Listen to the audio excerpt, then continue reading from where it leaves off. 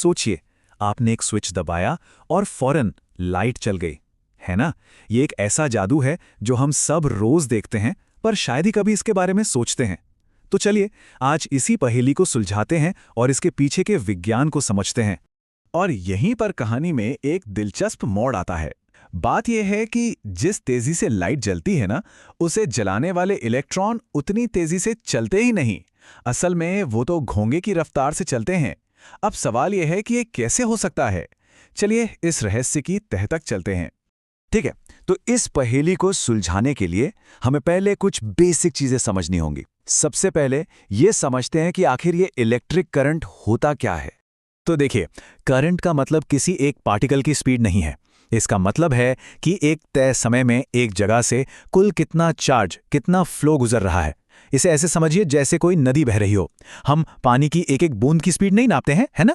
हम ये देखते हैं कि कुल कितना पानी बह रहा है। बस करंट भी कुछ ऐसा ही है।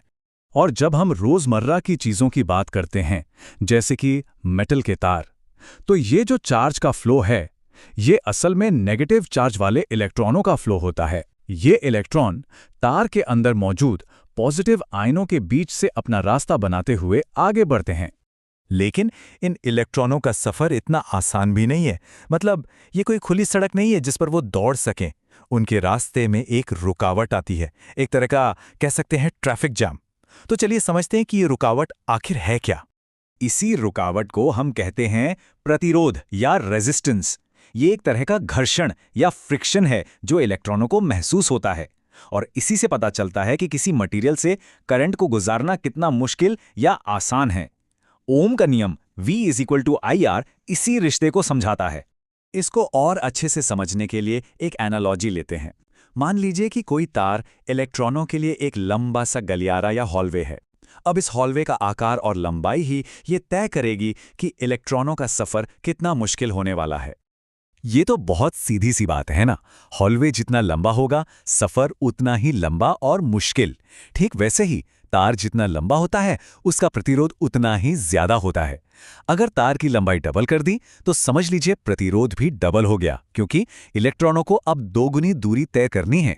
अब दूसरी बात, अगर हॉलवे बहुत संकरा हो तो जाहिर है उसमें से निकलना मुश्किल होगा। बस यही चीज तार के साथ भी होती है।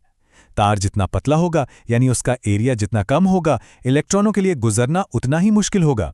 मतलब प्रतिरोध बढ़ जाएगा। ये ठीक वैसा ही है जैसे एक पतले से पाइप से पानी निकालने की कोशिश करना। तो ठीक है, हमने करंट और उसके रास्ते की रुकावट यानी प्रतिरोध को समझ लिया। अब चले जरा जूम इन करते हैं। बिल्कुल माइक्रोस्कोपिक लेवल पर जाकर देखते हैं कि ये बेचारे अकेले इलेक्ट्रॉन असल में कर क्या रहे हैं। तो होता यह है कि जब कोई करंट नहीं होता, तब भी इलेक्ट्रॉन चुपचाप नहीं बैठे रहते। वो अपनी थर्मल एनर्जी की वजह से इधर उधर बहुत तेजी से बेतरतीब ढंग से भागते रहते हैं। मतलब वो लगातार आयनों से टकराते हैं, अपनी दिशा बदलते हैं, एक तरह का पूरा केओस। लेकिन मजे की बात यह है कि इस सब भागदौड़ के बावजूद वो औसतन कहीं नहीं पहुंचते। उनकी नेट मूवमेंट जीरो होती है। लेकिन जैसे ही हम एक इलेक्ट्रिक फील्ड लगाते हैं, खेल बदल जाता है। देखिए, ये फील्ड उनकी बेतरतीब भागदौड़ को रोकती नहीं है। वो अब भी टकराते रहते हैं, लेकिन ये फील्ड हर इलेक्ट्रॉन को एक हल्का सा लगातार धक्का देती है, एक खास दिशा में। तो अब उनकी रैंडम मूवमेंट के ऊपर एक छोटा सा दिशा वाला बहाव भी जुड़ जाता है। और इसी धीमी, औसत और एक दिशा में होने वाली गति को हम एक खास नाम देते हैं, ड्रिफ्ट वेलोसिटी। और यकीन मानिए, हमारी पूरी पहेली का राज इसी ड्रिफ्ट वेलोसिटी में छिपा है। तो सवाल ये है कि ये ड्रिफ्ट वेलोसिटी आखिर होती कितनी है? क्या ये बहुत तेज है? नहीं।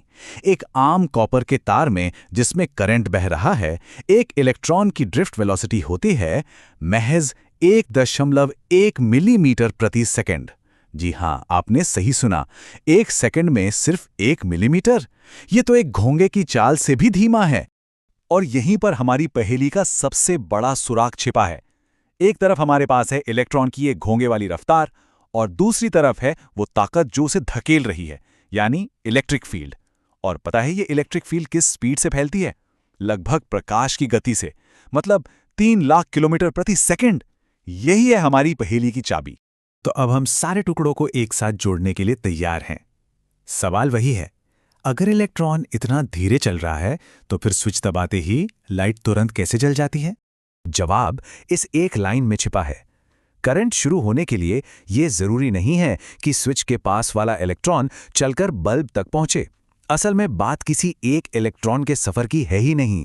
तो असल में होता यह है, जैसे ही हम स्विच ऑन करते हैं, एक इलेक्ट्रिक फील्ड लगभग लाइट की स्पीड से पूरे तार में एक साथ फैल जाती है। ये फील्ड तार में मौजूद सारे फ्री इलेक्ट्रॉनों को एक ही समय पर एक साथ धकेलना शुरू कर देती है। इसको ऐसे समझिए कि हमारे पास कंचों से भरी एक लंबी पाइप है। जैसे ही हम एक सिरे पर एक कंचा अंदर डालेंगे, दूसरे सिरे से एक कंचा फौरन बाहर निकल आएगा, है ना? ठीक यही होता है। बल्ब के पास वाला इलेक्ट्रॉन फौरन हरकत में आता है और बल्ब जल जाता है। सिग्नल तुरंत पहुंचता है, भले ही कोई भी एक कंचा या इलेक्ट्रॉन अपनी जगह से ज्यादा ना हिला हो। तो ये पहेली तो सुलझ गई, लेकिन ये एक और दिलचस्प सवाल खड़ा करती है।